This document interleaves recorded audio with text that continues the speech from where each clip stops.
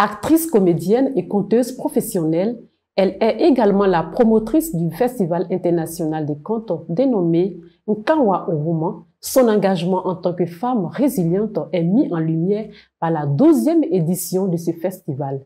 Mesdames et messieurs, nous accueillons avec enthousiasme sur le plateau de Vision 24 TV la charismatique Thérèse Yao pour ce numéro de Tête à Tête. Thérèse Yao, bonjour. Bonjour, madame.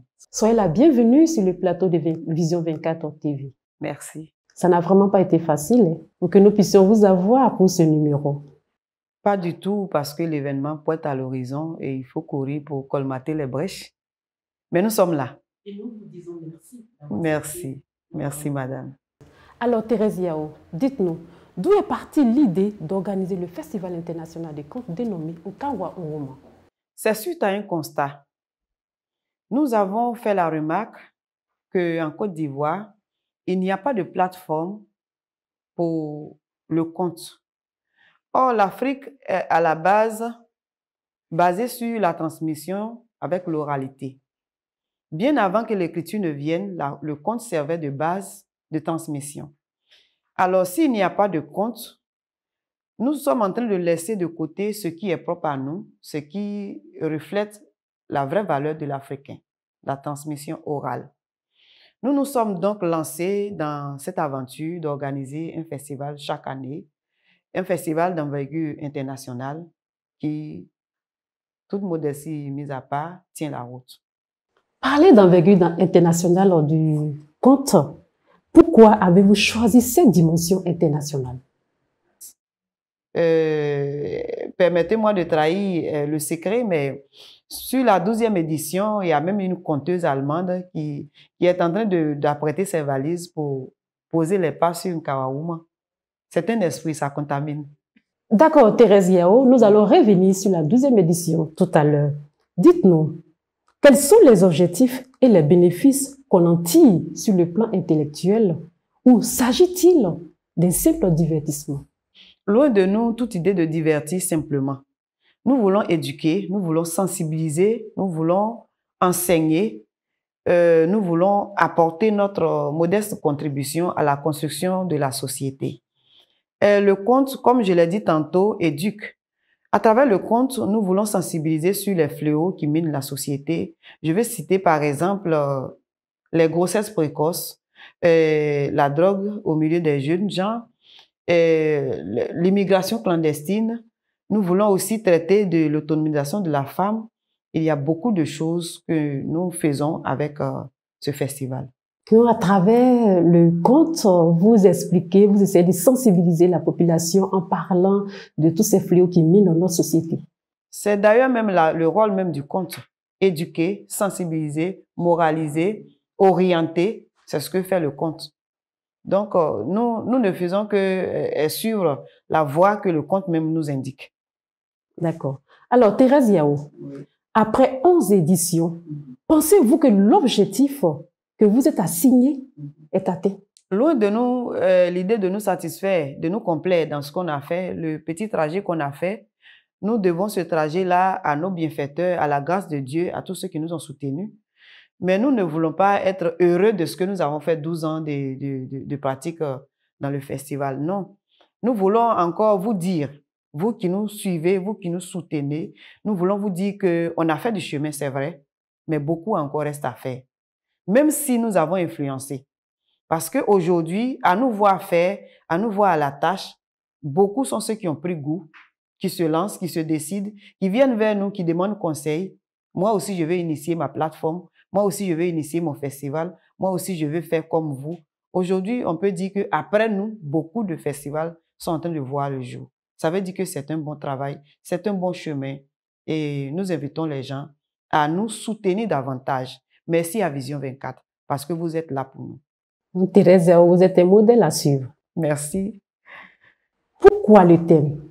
Le Festival international de contes est dénommé Nkawa Oroma. Oui. Pourquoi le thème Nkawa Oroma? Et puis d'ailleurs, Nkawa Oroma signifie quoi? Nkawa Oroma est en langue locale baoulé, un groupe ethnique du centre de la Côte d'Ivoire, la région du Bélier, le district des Lacs. En baoulé, Nkawawuma signifie « si je reste ici, je ne vais pas mourir ». Si l'Africain reste chez lui, il ne va pas mourir. C'est vrai, l'Eldorado, on a tendance à croire que l'Eldorado ailleurs, je ne blâme pas ceux qui s'en vont, mais je veux dire aussi qu'il y a beaucoup à apprendre encore chez nous. Nous ne connaissons même pas la Côte d'Ivoire. Il y a beaucoup à apprendre chez nous, il y a beaucoup à connaître, il y a beaucoup à pratiquer. Donc, en restant ici en Afrique, nous n'allons pas mourir.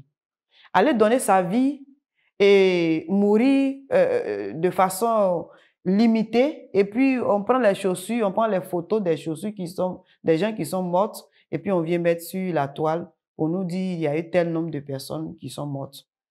C'est un cri de cœur, madame, c'est un cri de cœur. Il n'y a que la femme qui connaît la valeur de l'enfantement. Il n'y a que la femme qui connaît la valeur de l'humanité. Comme je l'ai dit tantôt dans une autre émission que j'ai animée avant d'arriver ici, il n'y a pas de boutique où on achète les êtres humains. Tous ceux que vous voyez ont été procréés par une femme. Les voir mourir, les bras valides, échouer sur des berges, mourir à longueur de journée, c'est un cri de cœur. Donc, nous attirons l'attention des uns et des autres pour leur dire que si nous restons ici, nous n'allons pas mourir. On peut y aller, c'est vrai, mais dans la voie légale, en préservant notre vie. Voilà ce que nous voulons dire en ce sens à travers Nkawawuma. Et c'est le cri de cœur d'une mère, Thérèse Yao. Nkawawuma. Si je reste ici, je ne vais pas mourir. L'Eldorado n'est pas ailleurs. L'Eldorado, c'est chez soi, c'est en Côte d'Ivoire. Merci beaucoup, Thérèse Yao. Actuellement, vous travaillez d'arrache-pied. Vous travaillez avec abnégation. Oui. Vous travaillez avec résilience pour pouvoir organiser la 12e édition du Festival international des contes dénommé Nkawawuma. Alors, Thérèse Yao, dites-nous, quel est le thème de cette 12e édition? Le thème de la 12e édition, c'est « Contes, moyens d'amélioration des conditions de vie des peuples ». Avec le conte, comme je le disais tantôt, si nous sensibilisons, nous éduquons, nous apportons des expériences vécues, des partages d'expériences, nous pensons humblement que nous pouvons aider les uns et les autres à améliorer leurs conditions de vie. Par exemple, en sensibilisant la jeunesse sur le travail, sensibilisant les jeunes filles sur les grossesses précoces qui ne font que mettre fin à leur cursus scolaire, même si certaines se battent tant bien que mal pour s'accrocher, mais il faut dire que c'est un phénomène qui fait ravage au milieu de nos enfants, de nos petites sœurs. Ces grossesses indésirées, ces actes d'adultes auxquels nos enfants s'adonnent et ça met un frein à leur évolution. Tous ces thèmes-là, nous les traitons à travers le festival. Donc, Nkawawuma permet aux uns et aux autres de comprendre et de vivre en suivant le développement et puis en s'affirmant soi-même. Voilà pourquoi nous pensons que ce thème de la 12e édition est de taille. La 12e édition du Festival international des contes s'annonce déjà mirifique. Et dites-nous, cette édition aura lieu où et donnez-nous les dates, parce que nous avons envie de prendre part à cette cérémonie. La 12e édition aura lieu du 7 au 10 août. Et il y a des activités éclatées, mais le site du festival, c'est dans un village à 20 km de Didiéville. On appelle le village Kondrokro-Diassane. Et c'est dans ce village-là que Nkawawuma a posé ses valises depuis 2020, parce qu'il faut dire qu'auparavant, nous exercions ici à Abidjan. Mais depuis 2020, nous avons transféré le festival dans un village et le cas de Sié. Le fait de délocaliser le festival a apporté un plus à notre travail. Donc, nous vous invitons les 7, 8, 9 et 10 août 2024 à Kondrokro-Diassane et même à Didiéville parce qu'il y aura une grande nuit de contes à Didiéville suivie de projections de films sur les grossesses précoces, sur l'immigration clandestine. Didiéville, c'est la capitale de la culture, si je peux dire ainsi. Non, ne souriez pas, madame, parce que depuis le temps Bonus-Star de Didiéville, vous avez vu que Didiéville a fait le beau jour de la culture en Côte d'Ivoire. Alors, nous nous immixons sur cette voie-là pour prolonger le travail que nos aînés ont déjà abattu. Nous vous invitons tous à venir. Ne faisons pas seulement la fête. Apprenons. Apprenons de ceux qui arrivent. Partageons nos expériences et vivons Nkawaguma. C'est un phénomène et ça contamine. Soyez les maîtres. Je sais qu'on sera contaminé également cette année Voilà, pour la vous êtes 12e déjà édition. contaminés. D'accord. D'Abidjan Mhm, à Diassanou, mhm, Didievi, mhm. pourquoi est-ce que vous avez délocalisé le site du festival? Dans les grandes villes comme Abidjan et Yamoussoukro et autres, l'art se vit, c'est vrai. Mais en vivant là au village, vous allez voir qu'il y a une très grande différence. Ici, les gens sont occupés à vaquer à leurs occupations. Ils n'ont pas le temps. Et puis, il y a tellement de cérémonies ici à Abidjan que souvent on se marche dessus. Mais à l'intérieur, les gens en ont besoin. Les gens ont besoin de spectacles. Ils ont besoin de nouveautés. Et quand nous déplaçons les conteurs professionnels qui s'ajoutent aux conteurs traditionnels, c'est un bon cocktail qu'il ne faut pas surtout rater. Ne vous faites pas compter Nkaouma 12. On ne va pas se faire compter l'événement D'accord? qui s'annonce mirifique, comme je le disais tantôt. Oui. Alors, dites-nous, Thérèse Yao, quelle est l'innovation pour cette 12e édition? La 12e édition met en lumière l'autonomie de la femme. D'abord, nous voulons dire que ces femmes-là doivent se prendre en charge maintenant. Nous sommes en 2024 et elles doivent s'unir pour travailler, pour s'affirmer. Donc, nous allons organiser une journée de formation pour les femmes, les mettre ensemble, les mettre en lumière et leur permettre d'évoluer pour se prendre en charge. En deuxième thème d'innovation, il y a le tournoi des enfants de moins de 15 ans qui fait son entrée sur Nkaouma 12. Il y a sur ce tournoi 10 villages annoncés. Les tirages au sort sont déjà faits et le premier match va se jouer incessamment. Au passage, je dis merci au directeur départemental du sport de Didievi qui a déjà signalé sa présence au lancement de l'innovation majeure de l'édition 12 de Nkaouma. Ensuite, je vais évoquer aussi les projections. Les autres années, nous avons annoncé les projections de films sur la sensibilisation. Nous n'avons pas réussi réellement à faire bénéficier la population de ces projections-là. Cette année, avec la grâce de Dieu, ces choses faites et nous aurons au moins 3 à 4 séances de projection pour édifier nos parents qui feront le déplacement sur le festival. Vous avez également parlé du Maracana, du tournoi de Maracana des jeunes, Oui. des enfants. Des enfants de moins de 15 ans. Des enfants de moins de 15 ans. Oui. Pourquoi la tranche d'âge? Oui, nous avons du travail à faire à ce niveau. Si nous voulons leur parler, si nous voulons que ces enfants-là nous écoutent, il faut bien qu'on trouve une activité qui pourra les canaliser. Et quand vous ouvrez bien les yeux, à partir de 16 heures, dans chaque quartier, les enfants sont dans les coins de la rue en train de jouer.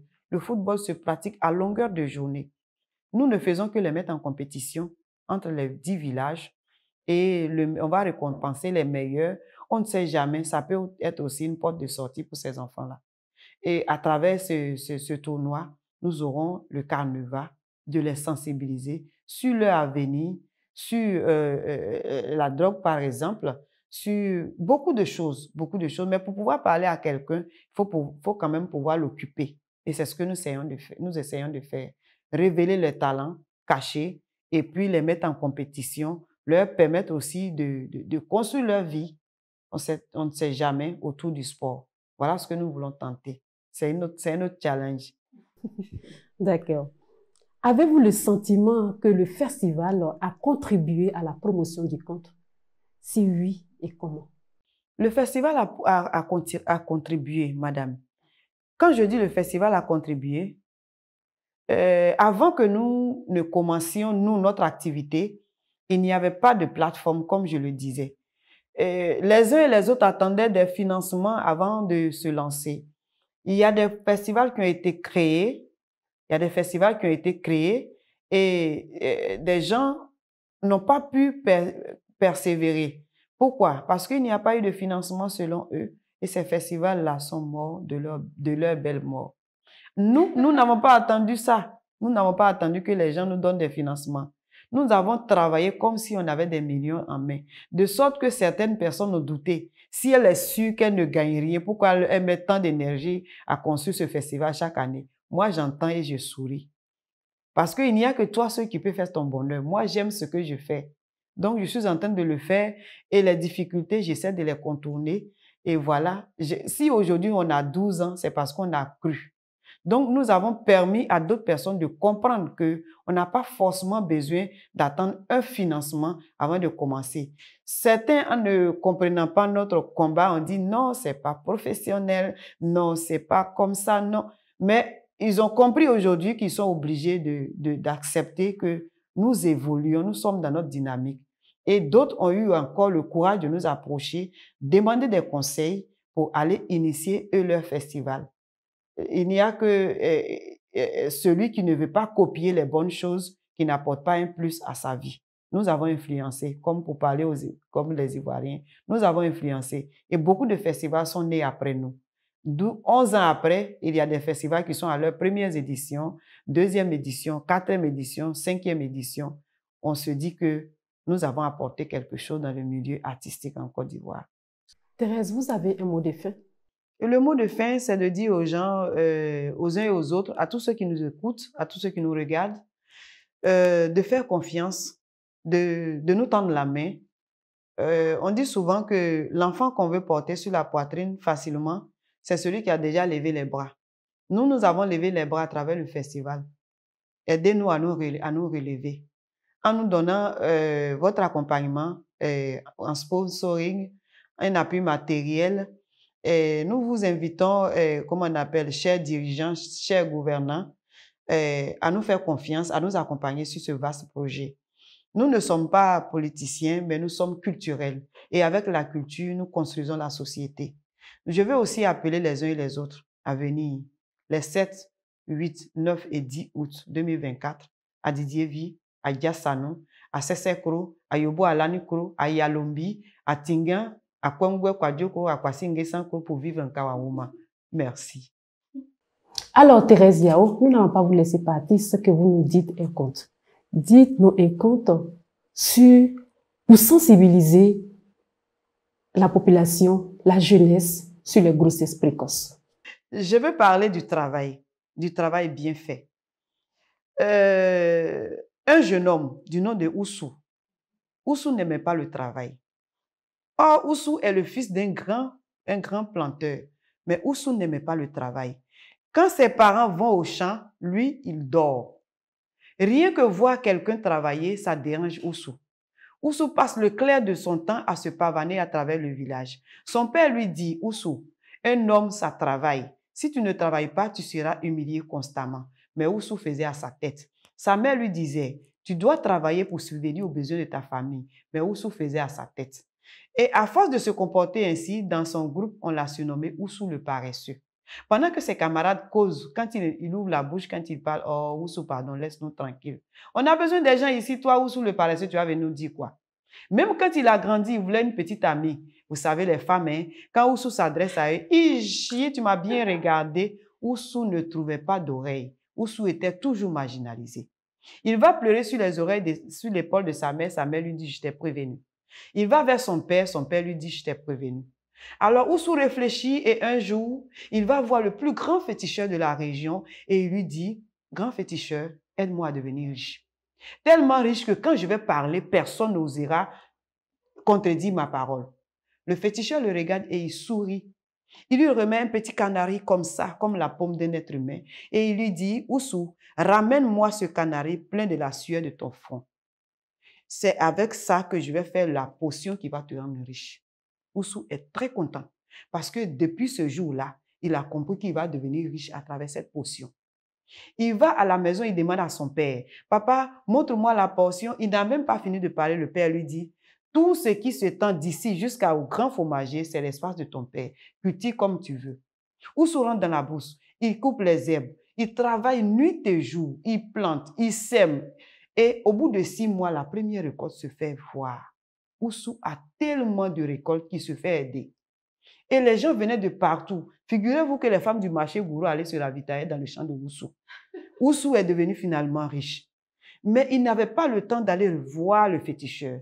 Un jour, il s'est libéré. Il a pris un peu de vivre sur son vélo. Il est allé vers le féticheur et il lui a dit, « Grand féticheur, j'ai ramené... » Il n'a pas fini de parler qu'il lui a dit, « Ah, mon fils, mais il y a longtemps que je t'attendais. Tu m'as ramené le canari. » Il dit, « Non. » Il dit, « Mais pourquoi tu viens sans le canari? » Il dit, « Non, papa, j'ai beaucoup travaillé. Même quand je travaille, je tire la sueur. Je mets dans le canari, mais depuis, ce n'est pas rempli. Mais je vous ai envoyé un peu à manger. » Il a commencé à sourire.